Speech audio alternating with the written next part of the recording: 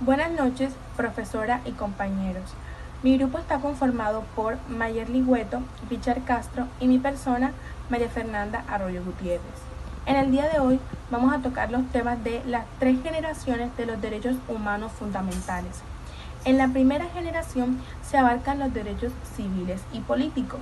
Estos fueron reconocidos a finales del siglo XVIII durante la independencia de Estados Unidos y la Revolución Francesa. Ellos buscan garantizar la libertad de las personas. Su función principal consiste en limitar el poder en la vida privada de las personas, además de buscar la participación de todos en los asuntos públicos. Los derechos civiles fundamentales son el derecho a la vida, el derecho a la libertad ideológica o religiosa, el derecho a la libre expresión y el derecho a la propiedad. Y los derechos políticos fundamentales son el derecho al voto, el derecho a la huelga y el derecho a formar libremente un partido político y un sindicato. Los derechos a la educación, al trabajo, a la vivienda digna, al desarrollo y a un medio ambiente limpio son algunos de los ejemplos más relevantes de los derechos de primera generación. Estos derechos de primera generación son considerados absolutos e inmediatos. Por el contrario, a los derechos y a un medio ambiente limpio son algunos de los ejemplos más relevantes de los derechos de primera generación. Estos derechos de primera generación son considerados absolutos e inmediatos. Por el contrario, a los derechos de segunda generación, que no lo son. Es decir, los derechos de primera generación son derechos justiciables, mientras los derechos de segunda generación no lo son. En la Constitución colombiana de 1991, en el capítulo 1, denominado de los derechos fundamentales, quedó establecido que el derecho a la vida, artículo 11, derecho a la libertad e igualdad, artículo 13, derecho al reconocimiento de la personalidad jurídica, artículo 14, derecho a la intimidad y al buen nombre, artículo 15, derecho al desarrollo de la personalidad, artículo 16, entre muchos otros más artículos. Luego pasaremos a hablar sobre las sentencias. Ahora encontramos en las sentencias de los derechos fundamentales de primera generación la sentencia tipo T 531 del 2002, la sentencia tipo T 544 del 2002 y la sentencia T 304 del 2005.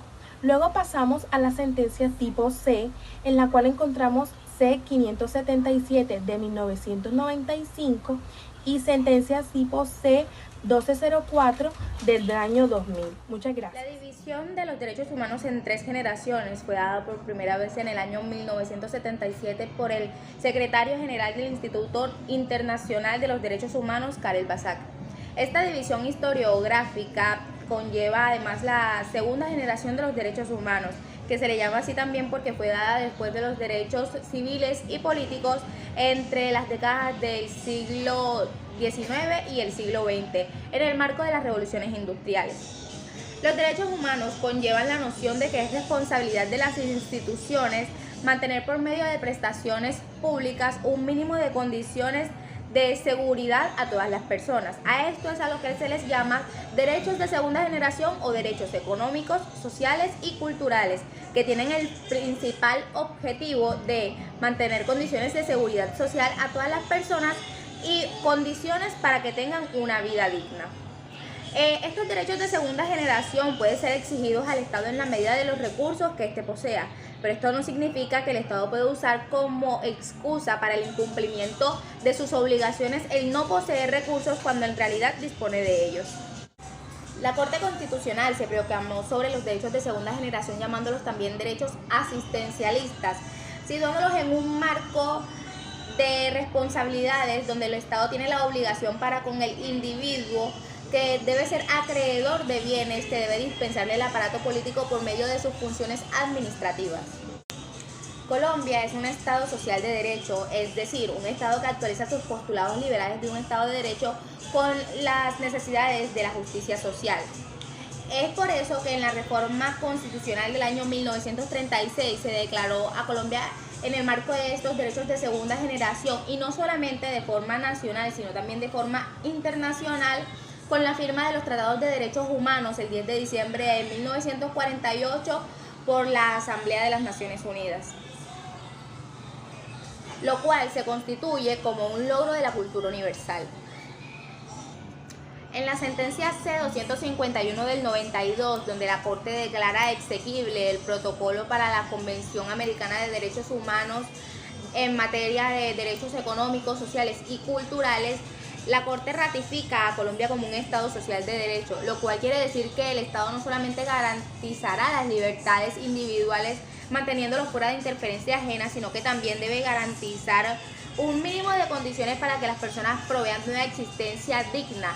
Esto quiere decir que el Estado debe manejar de forma gradual los derechos económicos, sociales y culturales. La política de Colombia, estos derechos llamados de segunda generación se expresan en el capítulo 2, el nombre de derechos económicos, sociales y culturales, y van desde el artículo 42 hasta el artículo 77. En materia de derechos sociales tenemos el artículo 42, que expresa que la familia es el núcleo fundamental de la sociedad y gozará de especial protección integral por parte del Estado y de la sociedad, así como establece la honra, la intimidad, la dignidad de todos sus miembros como un derecho inviolable de esta. Está también el artículo 43, que establece la igualdad de derechos entre el hombre y la mujer, así como también la igualdad de oportunidades. Tenemos además el artículo 44, que establece los derechos fundamentales de los niños, el derecho a la vida, a la integridad física, a la salud, a tener una familia y no ser apartados de ella, así como presta especial protección a sus vulneraciones, como por ejemplo extorsión, violación, maltrato físico, secuestro y explotación laboral. En materia económica, ejemplificando, tenemos el artículo 51, que dictamina que todos los colombianos tienen derecho a una vivienda digna. El artículo 53, que consagra el Estatuto del Trabajo teniendo en cuenta la igualdad de oportunidades, la remuneración mínima vital, las garantías de seguridad social y los descansos necesarios laborales.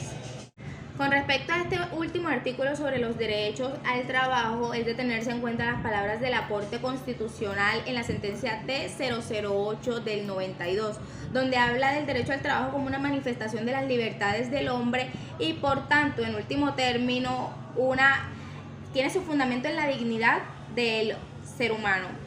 Mas no por esto significa que el Estado tiene la obligatoriedad de darle el empleo a toda persona que carezca de este, sino que ha de tenerse en cuenta las oportunidades, la creación de empleos de calidad y el mérito y capacidad que tenga la persona para dicho empleo. Además tenemos el artículo 58, que habla de las garantías hacia la propiedad privada. Y por otra parte, en materia de derechos culturales tenemos el artículo 52, que establece el deporte y la recreación como gastos públicos de interés social. El artículo 73, que califica de inalienables, imprescindibles e inembargables los bienes de uso público y los territorios étnicos nacionales. También tenemos además el artículo 72, que establece el patrimonio cultural bajo especial protección del Estado. Entre estos tenemos otros artículos que incluyen la educación, la salud, el trabajo, la vivienda, las vidas dignas, entre el marco de estos artículos del 42 al 77, que son los que incluyen los derechos económicos, sociales y culturales que pertenecen a esta estratificación o clasificación de derechos de segunda generación.